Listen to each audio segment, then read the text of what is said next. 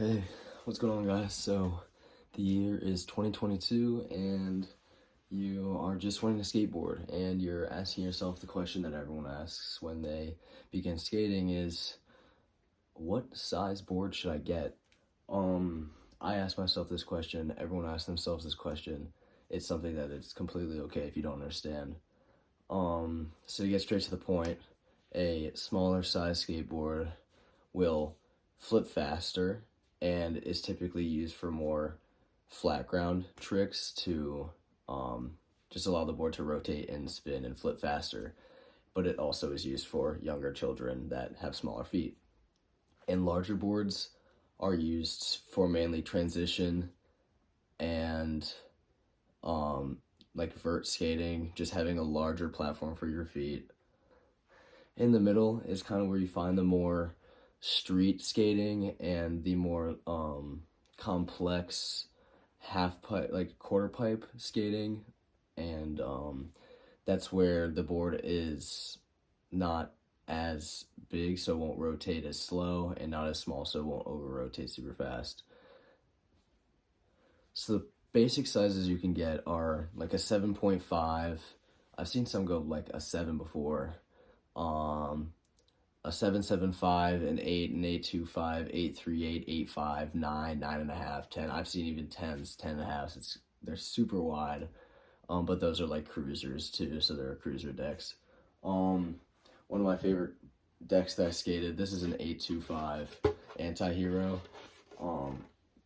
So that was mainly used for the quarter pipe skating and street skating. And so younger child, you want to get 7.5 to 7.75, maybe 8, depending on the size of the kid. If they're like 10, get them an 8,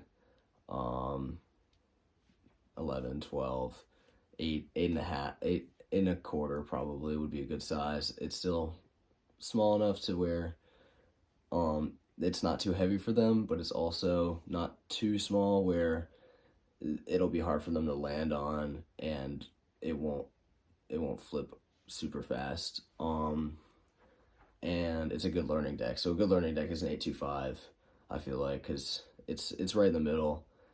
8.38 is a really good sweet spot for if you're trying to do a lot of street and transition, because it's not too small, but it's also not too big, so it won't flip super slow, and it's just the right size to get into grinds and stuff like that. A lot of my friends skate 8.5s. For me, it's a little too large because I'm just used to the concave and the smaller decks with rotating. But I have skated a few 8.5s before, and those are definitely comfortable, and they're not impossible to skate with. 9s, I have skated 9s before. Those are really fun to skate on like bowls and transition. And if you want to challenge with street and flat ground, they're also pretty fun to skate because you can just let them rotate real slow, and it's really cool when you actually catch them. Another thing you want to take into consideration is how deep your concave wants to be.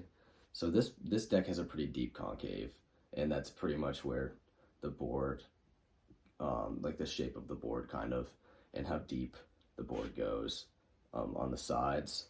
So if you flick, more concave will flip faster, whereas a smaller concave would be this deck.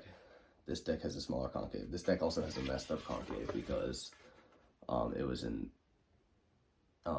imperfection deck, so this side is steeper than the other side. It's kind of hard to see, but